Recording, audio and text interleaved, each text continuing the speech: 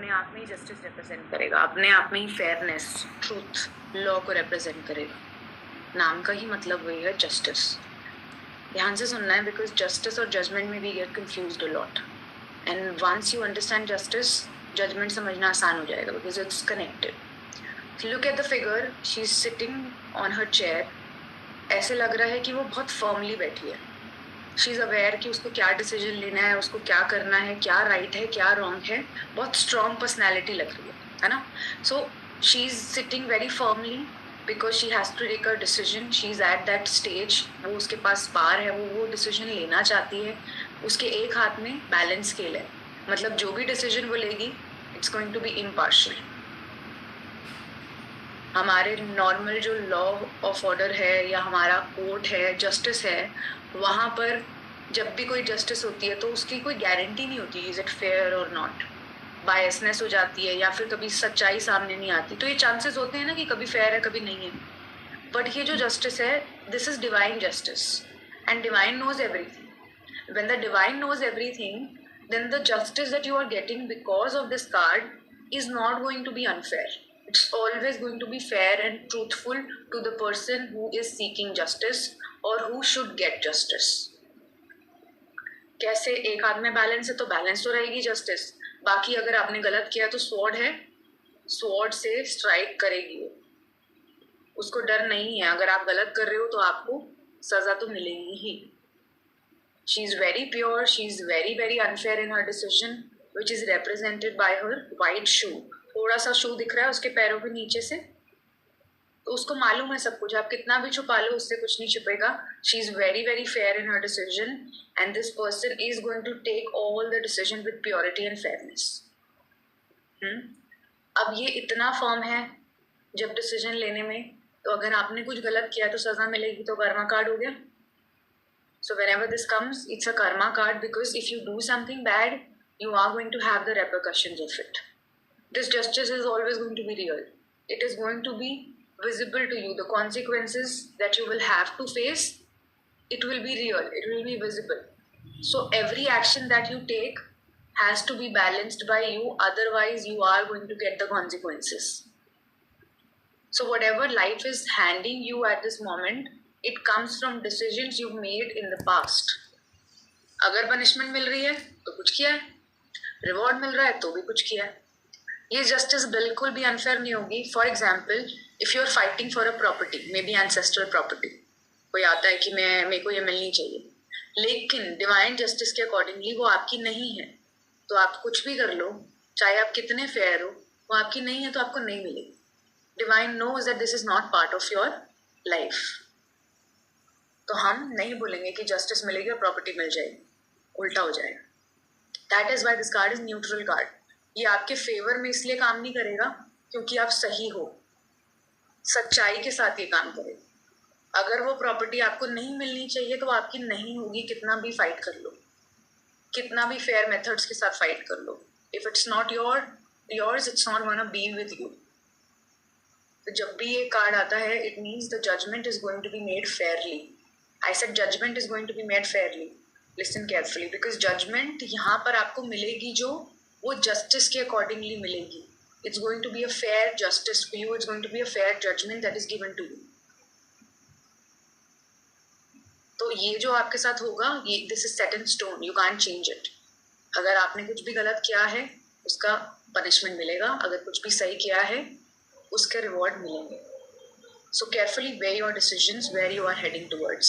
जब भी कोई डिसीजन लेना लाइफ में, उसके लॉन्ग टर्म इफेक्ट्स देखने हैं. मान लो कोई आपसे बिजनेस के बारे में पूछ रहा है अपने, तो वो पूछ रहा है कि मेरा बिजनेस वर्कआउट करेगा या नहीं करेगा. ये कार्ड आया तो आप क्लाइंट से डिस्कस कर सकते हो, rather than giving a statement कि आपने गलत किया है तो गलत होगा, सही किया है तो सही होगा.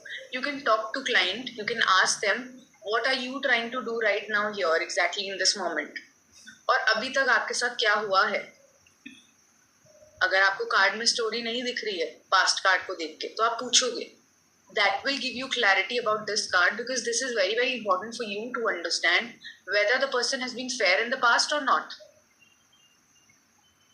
If the person has done something wrong, maybe they have used bad ways to come to a conclusion about their business, then you are free to tell them that this is not going to work for you. You have to decide what you are doing right now because you have made certain decisions and now they are impacting your current reality. तो आपको ये देख के चलना है कि आपने past में क्या किया, आपके क्लाइंट ने पास्ट में क्या किया. ठीक है. अब इसके अंदर हमें क्राउन दिख रहा है. क्राउन के अंदर हमें ऐसे 3 उसके वो दिख रहे हैं फेजेस. 3 तरीके से उठे हुए क्राउन है ना. और उसके जो बीच में एक स्क्वायर है ना. तो 3 + 4 कितना हुआ? 7, which means 7 is the number of Venus. Venus reminds us to use our logical head. So it is asking you to remind your logical head when you are taking a decision. You have to use your brain. You have to be very, very fair in doing certain things and taking the decisions. अगर you can't love your decisions right now and you feel कि ये गलत कर सकता हूँ मैं, इसका repercussion गलत हो सकता है, तो वो decision हमेशा गलत ही है. For example, parents अपने बच्चों को जो punishment देते हैं, क्यों देते हैं? In order for them to learn something, right? तो यहाँ पर भी जो आपको punishment मिल रही है या कोई भी आपको conclusion निकल के कोई भी आपकी चीज फेवर में नहीं हो रही, it is because you have to learn something here. It means divine loves you deeply, just like a parent loves their child. Divine loves you deeply and they want to be fair to you so that you learn a lesson and you don't repeat the mistake again.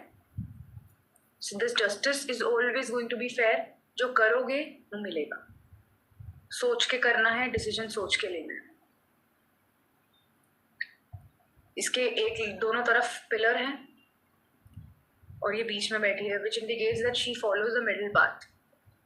इसकी तरफ नहीं जाना, उसकी तरफ नहीं जाना, right और wrong की तरफ फैसला नहीं करना, एकदम मिडिल पाथ में आना है और उसके बाद डिसीजन लेना है कि क्या गलत है और क्या सही है.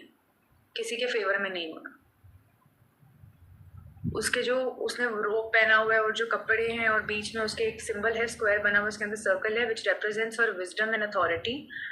अब उसका रोप जो है इतना फ्लोई है, उसके शूज भी कवर्ड है, थोड़ा सा टिप दिख रही है शू की, बाकी सब कवर्ड है. हमें ये भी नहीं दिख रहा वो कैसी चेयर पे बैठी है, छोटा सा स्टूल का हिस्सा दिख रहा है ना.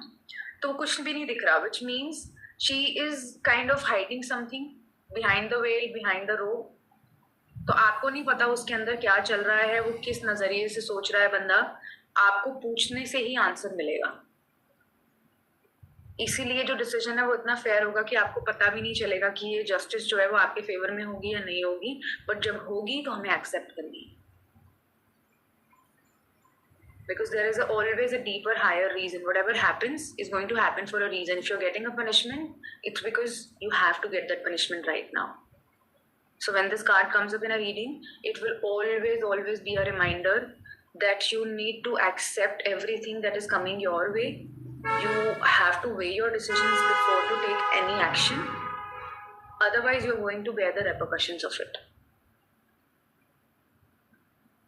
ठीक है? All clear?